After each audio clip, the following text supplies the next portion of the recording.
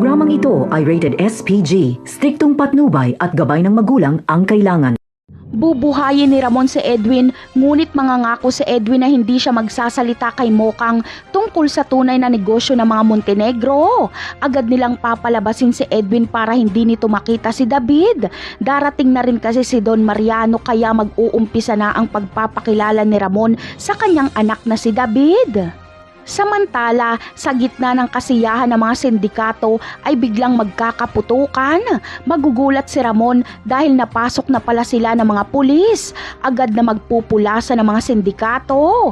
Makakatakas sila Ramon kasama ang sugatan na si David. Si Don Mariano naman ay masasawi kasama ang kanyang mga tauhan.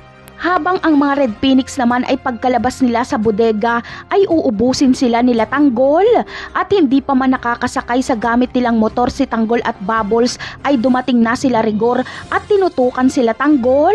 Walang magagawa sila Tanggol kundi itaas ang kamay at tanggalin ang kanilang helmet. Akala talaga ni Tanggol ay muli na naman siyang mahuhuli ng amang si Rigor.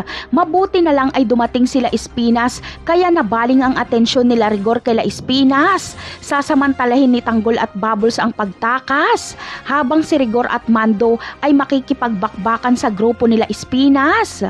Kaya naman dito ay hindi na mahahabol ni Rigor sila Tanggol dahil kay Espinas pa lang ay hindi na siya uubra. Tatamaan ni Espinas si Rigor kaya hindi na ito makakalaban pa at magtatago na lang. Habang si Espinas ay sisibat na kapag makita niyang nakaalis na sila Tanggol at Bubbles. Napakarami pa nating dapat abangan sa mga susunod na episode. Paalam!